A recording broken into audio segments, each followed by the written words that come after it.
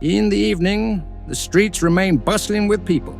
Amidst this, we see Matt Murdock with his colleagues, Karen Page and Foggy Nelson, returning after a long day at their law firm. They're discussing the rising crime in Hell's Kitchen. Karen mentions a shocking fact. Police numbers have dropped by 30% in the last 3 years. Some officers quit, while others retired. So, who will protect the people? She asks. Matt smirks and replies, there are other ways. As they talk, they reach Josie's bar, a crowded spot where people come to unwind after a rough day. The place is filled with chatter, each person dealing with their own problems. At another table, Police Inspector Cherry is talking to his boss. He has already submitted his resignation, but she tries to convince him this is not the right time to quit. Meanwhile, Karen is trying to get closer to Matt. She suggests they go somewhere private. But Matt, he's a true friend. He would never leave Foggy behind. Just then, Matt notices Foggy looking worried as he answers a call. Using his sharp senses, Matt listens in. The caller is their journalist friend, Ben. His voice is shaky. Someone is standing outside my apartment. They're here to kill me, Ben whispers. Matt is confused. What's going on? Foggy finally reveals the truth. Ben had been receiving threats about what happened in Red Hook. To keep him safe, Foggy hid him at his place without telling anyone, not even Matt. But if no one knew, how did the attackers find out? Suddenly, they hear Ben scream through the phone, his fingers being twisted in pain. That's it. Matt doesn't wait. He rushes out to save him. And in that moment, we see him transform into his true identity, Daredevil. The fight for survival. Daredevil uses his signature weapon, the Billy Club, to swing from one building to another. He moves fast, heading straight toward Foggy's apartment. Just then, Foggy's phone rings again. He picks it up, still tense from the last call. It's Ben. This time, the attackers are torturing him, forcing him to reveal Foggy's location. And under extreme pain, Ben gives in. Daredevil hears this and realizes the truth. The attackers weren't after Ben. Their real target was Foggy. Without wasting a second, Daredevil changes direction, rushing to save his best friend. Suddenly, we see a sniper, his rifle aimed at Foggy. The bullet hits. Foggy goes down. At the same time, Josie's bar turns into a war zone. The sniper takes down the guards before stepping forward, his face hidden behind a mask. He pulls out a smoke grenade and tosses it inside. Chaos erupts. Karen is trapped. Before killing her, the sniper calls out her name, proving that he knows her. Karen, refusing to be a victim, pulls out a pistol. Before she can fire, Daredevil attacks. A brutal close combat fight begins. Daredevil is the master of hand-to-hand combat, but this masked assassin is no ordinary fighter. In seconds, the masked man throws multiple blades at Daredevil, stabbing him deep. His suit is loaded with hidden weapons. Daredevil fights back, but his focus is split. He's trying to take down the assassin while also worrying about Foggy's life. Foggy's heartbeat is getting weaker. The assassin, unable to handle Daredevil's relentless attacks, escapes to the rooftop. Inside Josie's bar, the people trapped in the chaos finally get a chance to run. Inspector Cherry helps them escape and immediately reports the attack to police headquarters. Despite the pain from the blades in his body, Daredevil refuses to stop. He keeps chasing the masked man, wearing him down, because his powers didn't come easy. When Matt was a child, a radioactive accident stole his sight, but that same accident heightened his other senses to superhuman levels. He may be blind, but with his radar sense, he can feel everything around him without seeing. In fact, he understands his surroundings better than any normal person. His hearing is incredible. He can pick up even the slightest sound from far away, even a heartbeat. And then, his friend's heartbeat stops. Rage takes over. The masked assassin can't handle Daredevil's fury. Daredevil beats him down, rips off his mask, and throws him off the building. But what's the point now? His best friend is gone. As he removes his mask and mourns, Inspector Cherry arrives. He sees everything. He now knows the truth. Matt Murdock is Daredevil. Meanwhile, the man who killed Foggy isn't dead. Even after falling from such a height, he's still breathing. 1 year later, we see Matt standing by his apartment window listening to music. On the news, they're talking about the upcoming mayoral election in New York City. More than 15 candidates are in the race. As Matt turns off the TV before heading out, a banner catches our eye. The face on the banner? Wilson Fisk. a man feared by all of New York, a man known in the underworld as Kingpin. He has tried to become mayor before but failed every time. Now, he's back in the game. For months, he was bedridden, badly injured, and during that time, his wife Vanessa took over his empire. Right now, she's leading a meeting, discussing business, and then Kingpin walks in, the entire room falls silent. He speaks just one word, Vanessa. A moment later, the meeting is over. Everyone leaves immediately. Now alone, he praises Vanessa for how she protected his empire in his absence. Vanessa was happy and surprised to see him back. She had waited for months, hoping he would recover and get out of bed. And now, that day had finally come. Kingpin shares his old dream with her, a dream he could never achieve before. But this time, things feel different, and none of this would have been possible without Vanessa.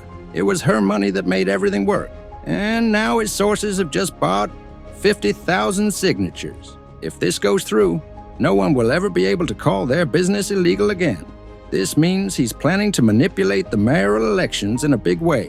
Meanwhile, at the law firm, Matt is getting ready for court.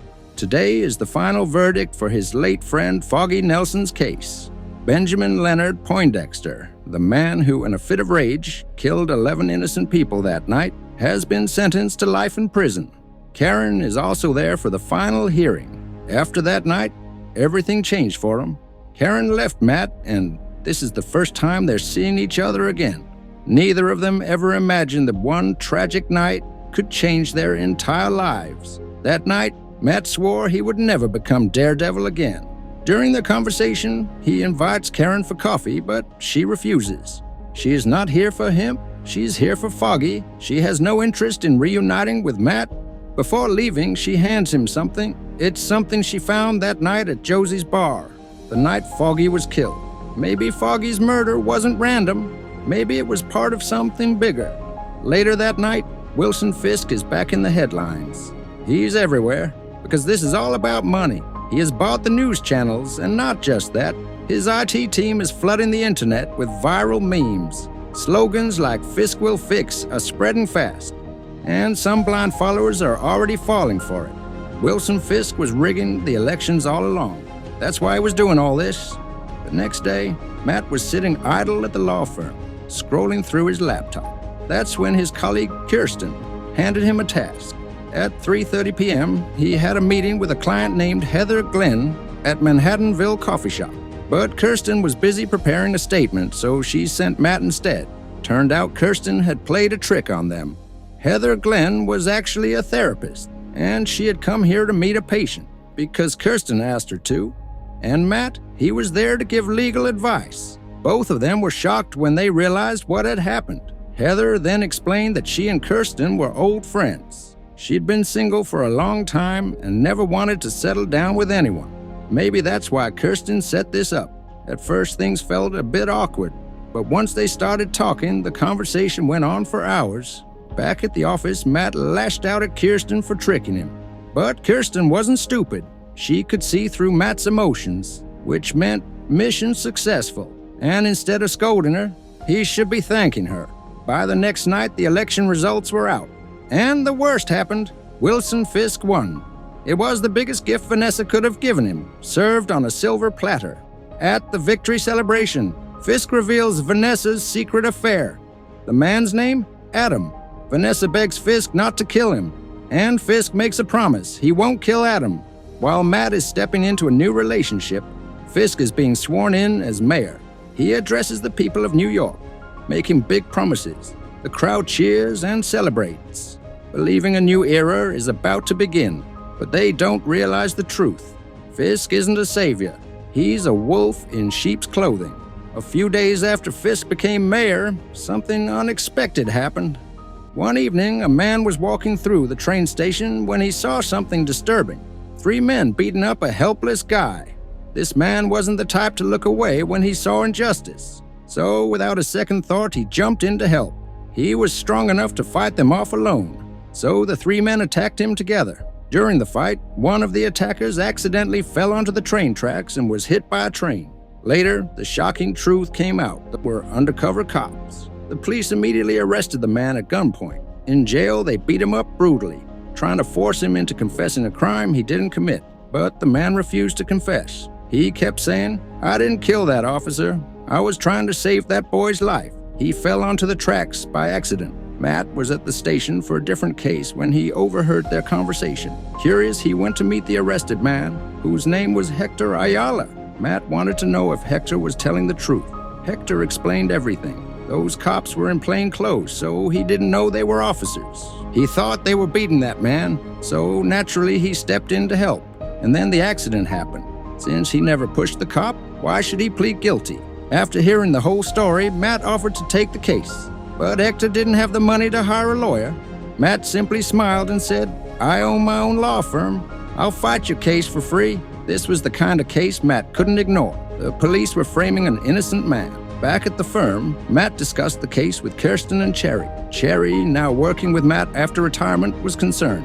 He warned Matt, going against the entire police department? That's dangerous. Meanwhile, the police were pushing their own version of the story. They claimed there was no victim at the station, and Hector attacked them for no reason. But was that true? If there was a victim, who was he? To find out the truth, Matt sent Cherry on a mission to track down the missing witness. The day finally arrived, Hector Ayala's first court hearing. The entire police department showed up at the courthouse, but Hector's wife was nowhere to be seen. He had no one by his side. Matt reassured him, "Don't worry, I've got this." On the opposing side was Hochberg, a tough prosecutor. He stood before the judge and argued, "Hector is a cop killer. He must be denied bail and kept in jail."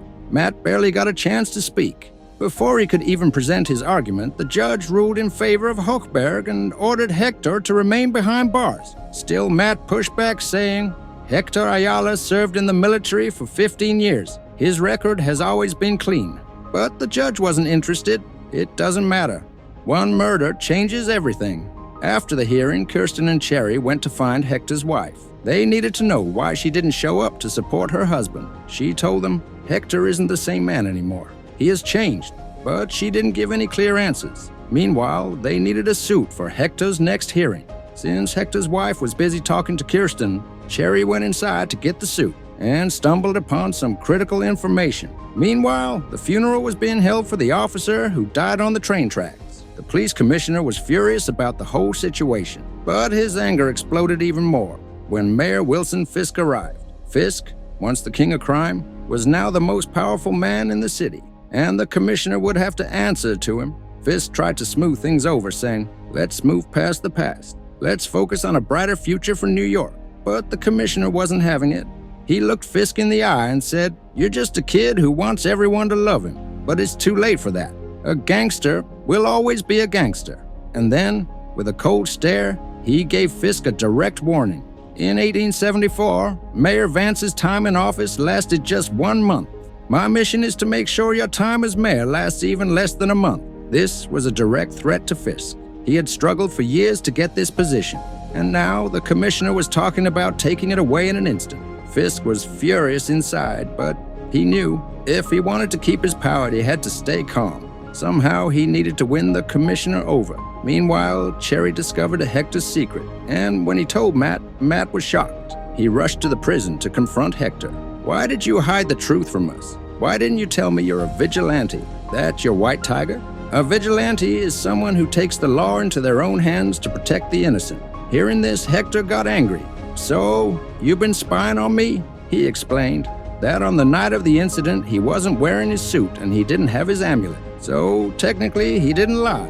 But Matt knew, sooner or later, the opposing counsel would find out the truth, and that would create a huge problem in court. However, Hector wasn't worried about himself. He was more concerned about the rising violence in the city. He said if Daredevil was still here, this wouldn't be happening.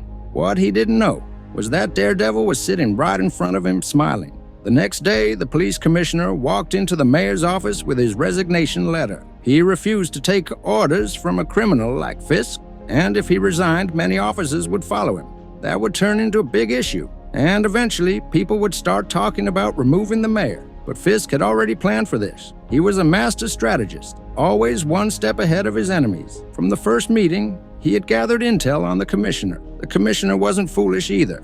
He had sent his son to a secret location where no one could find him. but Fisk's men had already tracked him down before the commissioner could even submit his resignation. The commissioner had no choice but to change his mind before he could even submit his resignation. But as he left, he warned Fisk, "This little trick of yours won't save you forever." Meanwhile, Cherry was exhausted from searching for evidence. No matter how hard he tried, he couldn't find any proof that could support Hector Ayala's claims against the police. At the same time, Matt was getting closer to Heather. They met every evening, and he didn't want to ruin his peaceful nights by getting into danger. So he had stayed quiet until he got a voice message from Heather. She told him that an important guest was coming over tonight, so they couldn't meet. That was enough for Matt to get back to work. Matt started tracking one of the officers from that night. He waited outside his house, keeping a close watch. At the same time, Fisk and Vanessa arrived at Heather's clinic. They wanted to fix the cracks in their marriage, so they began a therapy session with Heather. A few hours later, that police officer received a phone call. The caller said, "We found the witness. He lives at West 185th Street, apartment 30, room 950. Finish him tonight." The moment Matt heard the address, he immediately called Cherry for backup. Then, he rushed to the location himself. When Matt arrived, he found the witness, Nicky Torres. This was the same guy Hector Ayala had saved on the subway platform. Matt quickly explained everything. "You're the only witness against the police department, and tonight, they're coming to kill you." Nicky didn't have time to think. Matt told him, "My guy is waiting outside. Just get to him. He'll take you somewhere safe." Nicky ran, and as soon as he escaped, the police officers arrived. Matt greeted them with a smirk, but his tone instantly pissed them off. He told them, "If you came here for the witness, forget it. He's long gone." Furious, the officers pointed their guns at him. Matt pretended to beg, "Please, have mercy. Don't shoot." But they didn't care, and that was their biggest mistake. In the next moment, Matt broke their bones. Not a single drop of mercy. In seconds, he left them knocked out on the floor. After an intense showdown with the police, Matt finally managed to bring Nicky to the next hearing, but it didn't do much good.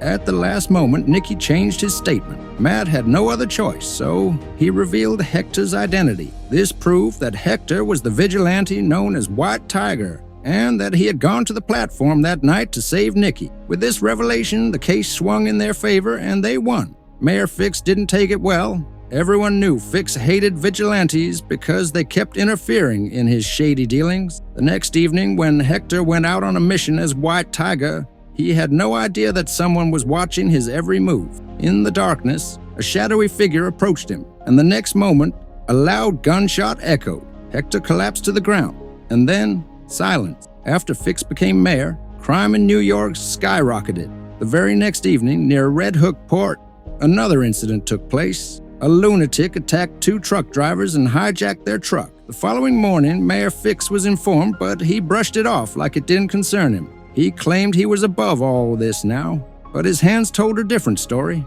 Meanwhile, that morning, Matt met the doctor, who performed Hector's autopsy.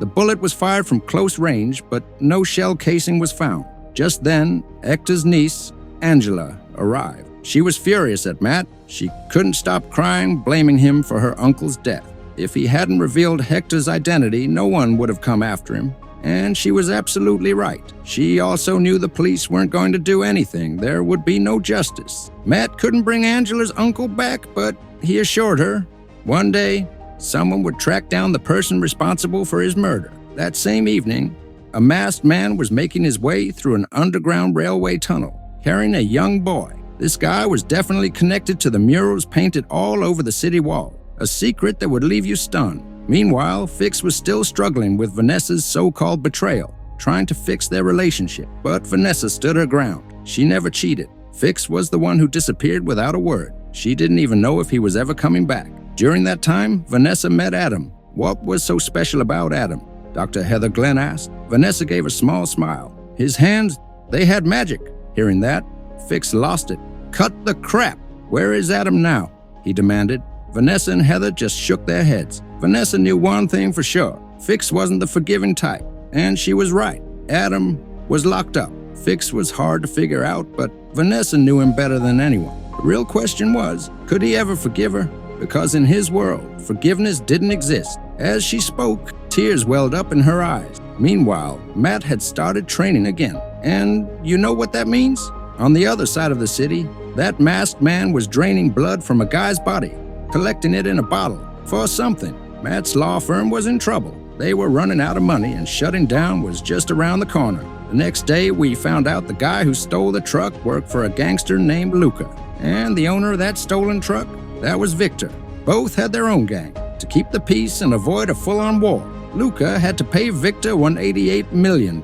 This decision came straight from the high command, Vanessa's side. Hearing this, Luca was furious. But like it or not, he had to pay up. Meanwhile, Matt headed to the bank to meet with manager Yusuf Khan about a loan. It was St. Patrick's Day, so Yusuf was sitting there with some candy. He had already gone through Matt's loan application and found out that his law firm was drowning in debt. Long story short, Matt wasn't eligible and the loan got denied. Just minutes after Matt walked out, a gang of robbers stormed the bank. They were Luca's guys, the same crew that desperately needed $180,000 for Victor. As soon as they got in, they shut off all the cameras, jammed the network, and took down the guard. Their leader barked, "Nobody move!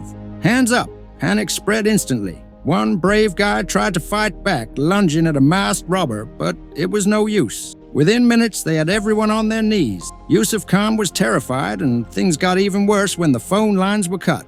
Outside, Matt was walking away, talking to Kirsten about the loan, when he heard some noise. His instincts kicked in. He told Kirsten to call the cops and ran straight back to the bank. By then, the robbers had already grabbed Yusuf. As Matt stepped inside, the gang realized something.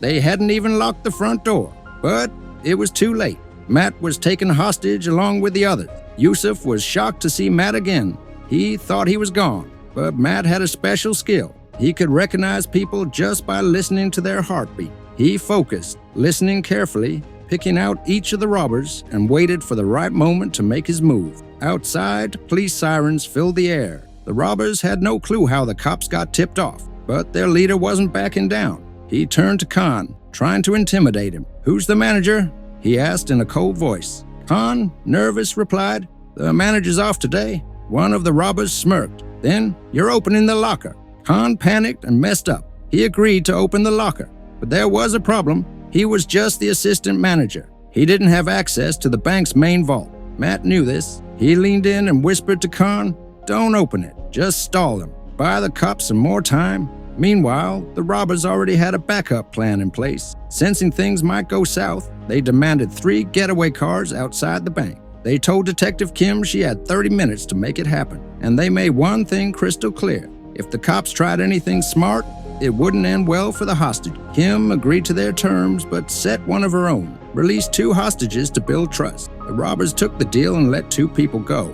Then they dragged Khan toward the locker. At that moment, Matt asked to use the restroom. Once inside, he saw his chance. He launched at a masked robber and knocked him out cold within seconds. Meanwhile, Khan kept the robbers distracted, wasting as much time as he could. Right then, Matt stepped in at the perfect moment and pulled Khan out of harm's way.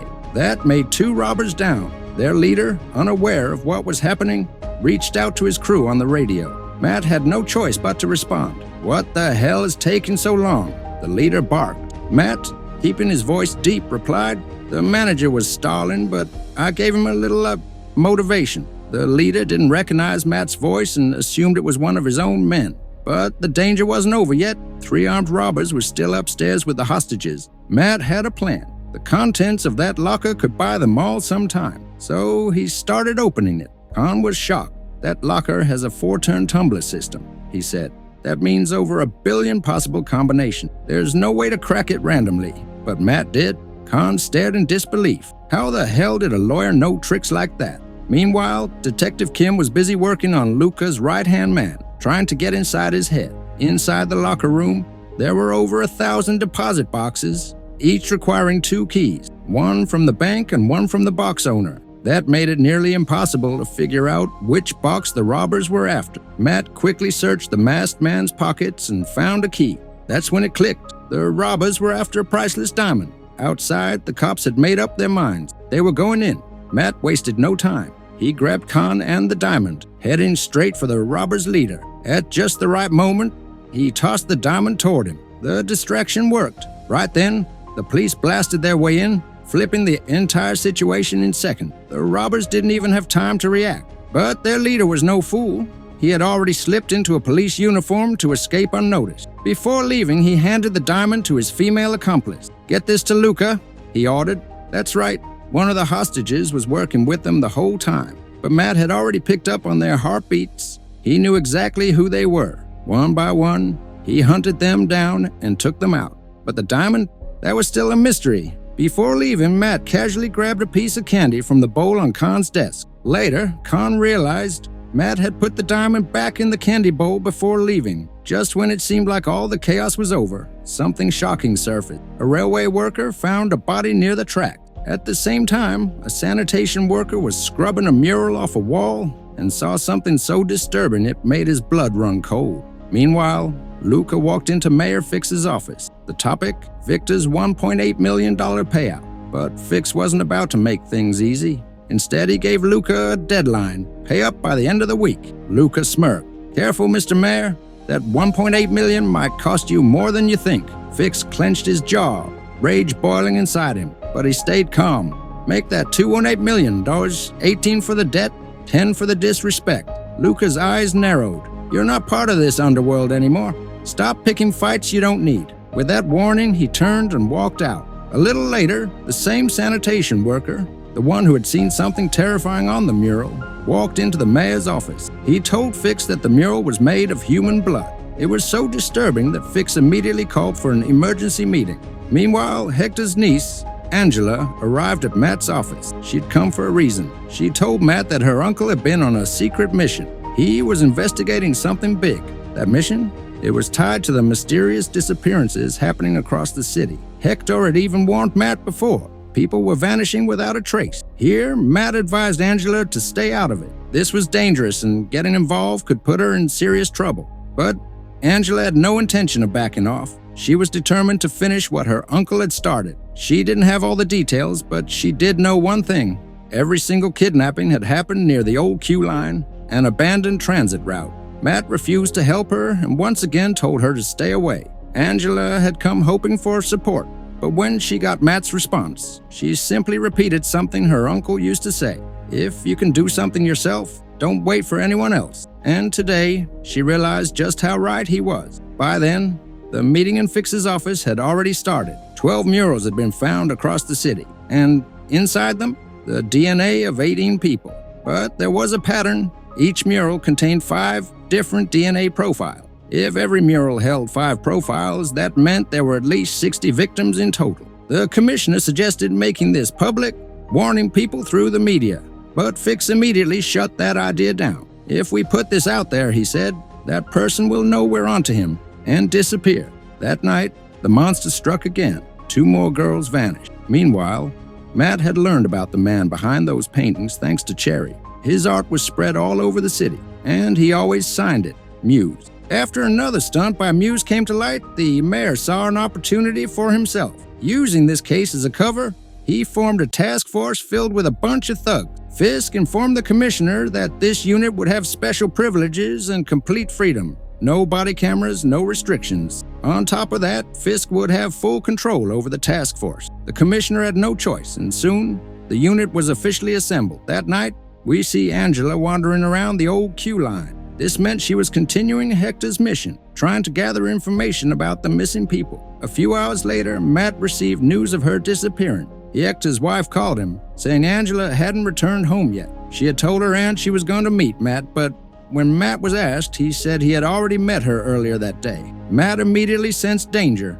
Angela could be Muse's next target. Wasting no time, he suited up as Daredevil and rushed toward the old Q line. Muse had already knocked Angela unconscious and taken her to his hideout. Inside, there was a table where he laid her down. And then, he did something you couldn't even imagine. On the other side of the city, Wilson Fisk arrived at the hideout where he had been keeping Adam captive. The sound of Fisk's footsteps made Adam's heart race. Fisk had a habit of checking in on him from time to time, always in his own twisted way. But tonight was different. Fisk handed Adam an axe and gave him a chance to escape. But the axe wasn't just for breaking free. It was also meant for Adam to take down Fisk if he dared.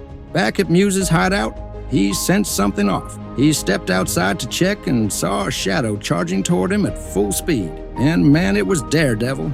He didn't even give Muse a second to react. just came at him with a storm of punches and kicks, knocking him senseless. Angela was right in front of him. Meanwhile, Adam picked up the axe and charged at Fix. Fix dodged the attack and took him down in just 2 moves. His speed was insane. It was pure rage. Rage for laying hands on Vanessa. Rage for looking at his wife the wrong way.